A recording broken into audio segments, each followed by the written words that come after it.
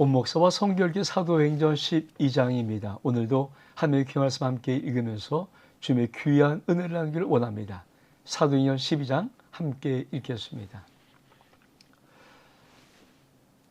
그때 헤롯 왕이 손을 들어 교회 중에서 몇 사람을 해하려 하여 요한의 형제 야고보를 칼로 죽이니 유대인들이 이 일을 기뻐하는 것을 보고 베드로도 잡으려 할세 때는 무교절 기간이라 잡음에 옥에 가두어 군인 내식인 네페에 맡겨 지키고 6월절 후에 백성 앞에 끌어내고자 하더라.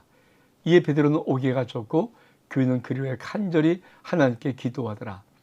헤롯이 잡아내려고 하는 그 전날 밤에 베드로가 두 구인 틈에서 두 쇠사슬에 매여 누워 자는데 파수꾼들이 문 밖에서 옥을 지키더니 호련히 주의 사자가 나타나매 옥중의 강체가 빛나며 또 베드로의 옆구리를 쳐 깨어 이르되 급히 일어나라 하니 쇠사슬이 그 손에서 벗어지더라. 천사가 이르되 띠를 띠고 신을 신으라 하거늘 베드로가 그대로 하니 천사가 또 이르되 겉옷을 입고 따라오라 한대 베드로가 나와서 따라갈새 천사가 하는 것이 생이신 줄을 알지 못하고 환상을 보는가 하더라. 이에 첫째와 둘째 밧줄을 지나 시내로 통한 쇠문에 이르니 문이 저절로 열리는지라 나와서 한 거리를 지나매 그 천사가 떠나더라. 이에 베드로가 정신이 들어 이르되 내가 이제야 참으로 주께서 그의 천사를 보내어 나를 헤롯의 손과 유다 백성의 모든 기대에서 벗어나게 하신 줄을 알겠노라 하여 깨닫고 마가라는 요한의 어머니 마리아의 집에 가니 여러 사람이 거기서 모여 기도하고 있더라. 베드로가 대문을 두드린데 로데라는 여자아이가 영접하러 나왔다가 베드로의 음성인 줄 알고 기뻐하며 문을 미처 열지 못하고 달려들어가 말하되 베드로가 대문 밖에 섰더라 하니 그리 말하되 네가 미쳤다 하니 하나 여자는 힘써 말하되 참말이라 하니 그리 말하되 그러면 그게 천사라더라. 베드로가 문 들이그치지 아니하니 그리 문을 열어 베드로 보고 놀라는지라. 베드로가 그들에게 손짓하여 조용하게 하고 주께서 자기를 이끌어 옥에 나오게 하던 일을 말하고 또 야고보와 형제들에게 이 말을 전하라 하고 떠나 다른 곳으로 가니라. 날이 새매 군인들은 베드로가 어떻게 되었는지 알지 못하여 적지 않게 소동하니 헤롯이 그를 자도 보지 못하며 파수꾼들을 신문하고 죽이라 명하니라. 헤롯이 유대를 떠나 가이사로 내려가서 머무니라. 여러분 우리가 사도행전 12장을 보면서 우리가 다시 한번 사도행전 1장부터 7장까지 예루살렘을 중심으로 했던 교회 세워짐, 베드로 사역을 중심으로 하는 거고요. 그 다음에 이 8장부터 12장까지는 온 유대와 사마리아, 이것이 12장까지입니다. 그러니까 사도행전 1장 8절에 오직 성령이 너에게 임하시면 너의 권능을 받고 예루살렘과 온 유대와 사마리아와 땅끝까지 이르러 낸 증인이라는 말씀에 그 놀란 역사가 사도행전이라는 것을 기억하면서 8장부터 12장까지가 온 유대와 사마리아까지 계속 복음이 전파되는 것을 말하고 있다는 것을 알면 좋겠습니다. 그래서 오늘 그 온 유대와 사마리아까지를 전하는 복음의 마지막 단락이었던 이 12장을 우리가 보게 되는 것입니다. 그런데 어떤 말씀이 있을까요? 자, 헤롯 왕이 손을 들어 교회 중에서 몇 사람을 해하려 하여 요한의 형제 야고보를 칼로 죽이니 우리가 첫 순교자 성령이 오시고 예수 그리스도의 복음의 첫 순교자는 스데반 집사라고 합니다. 그러니까 스데반이라고 하는 7명의 일꾼 중에 한 명. 그렇죠. 근데 사도 중에 첫 순교자는 바로 요한의 형제 야고보입니다. 야고보가 첫 순교자예요. 정말 하나님의 가장 영광의 그릇에 야고보가 처음으로 순교자의 반열에 드는 것입니다. 그러면서 그들은 어떻게 합니까? 유대인들이 이 일을 기뻐함으로 야고보를 칼로 죽이고는 너무 기뻐함으로 베드로도 잡으려 할 때는 무교절 기간이라 그리고 잡아서 옥에 가두었습니다. 그리고 군인을 네식인 네패, 그러니까 군인을 한 겨, 두 겨, 세 겨, 네 겨 이렇게 4명씩 네패 짝을 지어서 이 베드로를 가둔 거예요. 이제 베드로는 옥에 갇혔고 그는 그러면서 간절히 기도하더라. 여러분, 사도행전 우리가 이 온 유대와 사마리아와 이 복음의 전파는 그 바로 앞에 뭐가 있습니까? 그렇죠. 스데반의 순교가 있어요. 그리고 이제 온 땅끝까지 복음이 전하는 유대와 이 사마리아를 넘어서 온 땅끝까지 전하는 이곳에 또 놀랍게도 야고보의 순교와 베드로의 옥의 갇힘이 있습니다. 그러니까 하나님은 참 놀랍게도 복음의 박해와 핍박을 통해서 복음은 더 강력하게 세계를 향해서 증거될 수 있도록 그렇게 역사하십니다. 근데 자, 베드로가 옥에 갇혔습니다. 근데 교회는 간절히 그를 위해서 기도합니다. 그랬더니 어떤 역사가 일어날까요? 여러분, 교회가 기도할 때 어떤 역사가 일어나는 것을 우리 하나님이 놀랍게 이렇게 보여줍니다.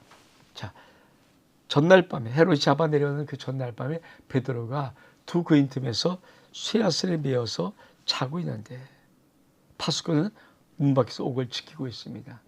이제 주의 사자가 나타나서 그렇죠. 베드로를 툭 주면서 일어나.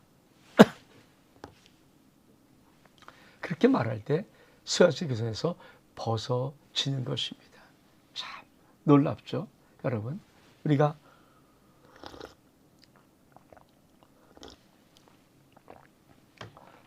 이 천사의 방문, 천사가 기적 같은 방법으로 그렇죠.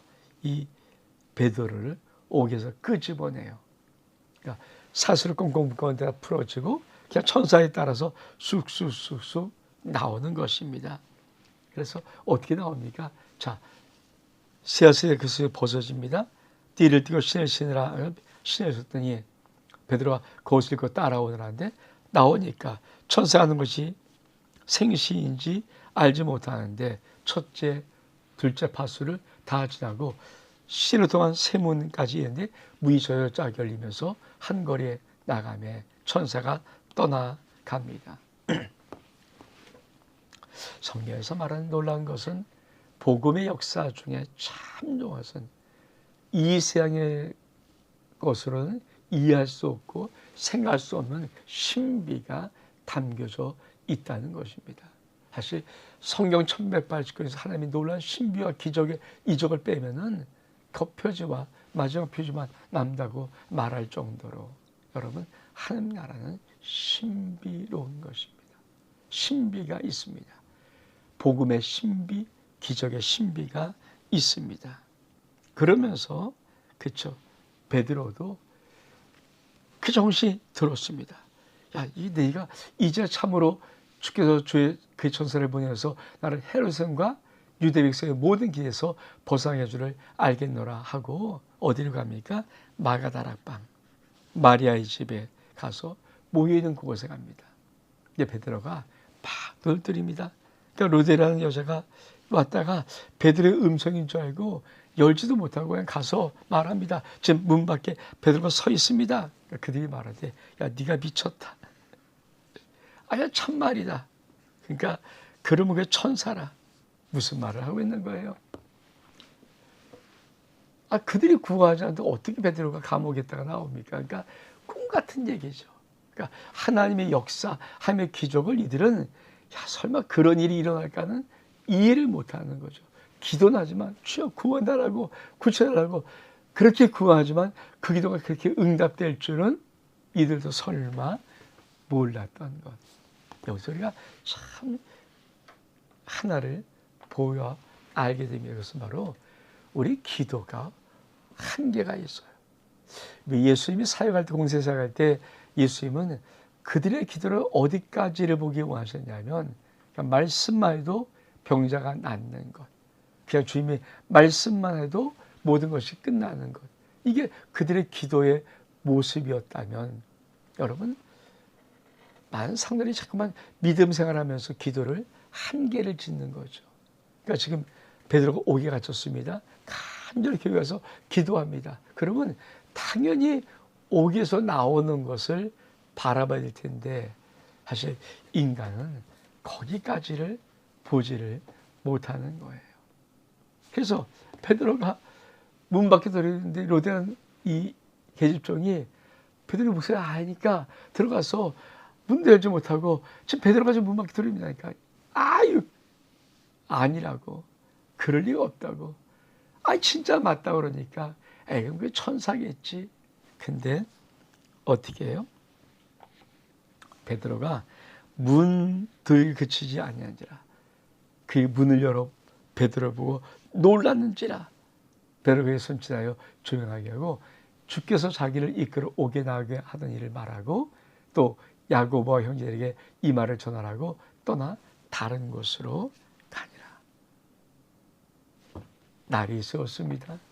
베드로가 어떻게 된지 모르고 아주 소동이 일어나는데 헤롯은 그만 베드로의 옥을 지키던 간수를 죽여버리라고 그는 가이사랴로 떠나갑니다. 그러면 자, 이 요한 형제 야고보를 죽였던 이 헤롯, 베드로를 옥에 가뒀던 이 헤롯은 어떤 결말을 맞이할까? 여러분, 헤롯이 두루와 시돈 사람들을 대단히 노여하니 그들의 지방이 왕국에 사는 왕식을 먹는 까닭에 한 마음으로 그에게 나와 왕의 침소를 맡은 신하 블라소를 설득하여 화목하기를 청한지라. 헤롯이 나를 택하여 왕복을 입고 단상에 앉아 백성에게 연설하니 백성이 크게 부르되 이것은 신의 소리요 사람의 소리가 아니라 하거늘 헤롯이 영광을 하나님께 돌리지 아니하므로 주의 사자가고 치니 벌레에게 먹혀 죽으니라. 하나님 말씀은 흥하여 더하더라. 바울과 바나바와 사울이 부조한 일을 마치고 마가라는 요한을 데리고 예루살렘으로 돌아오니라. 지금 무슨 말씀을 하고 있는 거예요? 자, 헤롯이 이제 그런 사건을 벌인 후에 자기가 있던 가이사랴로 갔습니다. 근데 이 헤롯이 있는 거와 두로와 시돈 사람들이 그쵸? 아주 아부를 좀 잘하는 것 같아요. 왜? 이 헤롯이 말을 하니까 왕복을 입고 말을 하니까 그들이 와 떠지면서 뭐라고 말하냐면은 그쵸?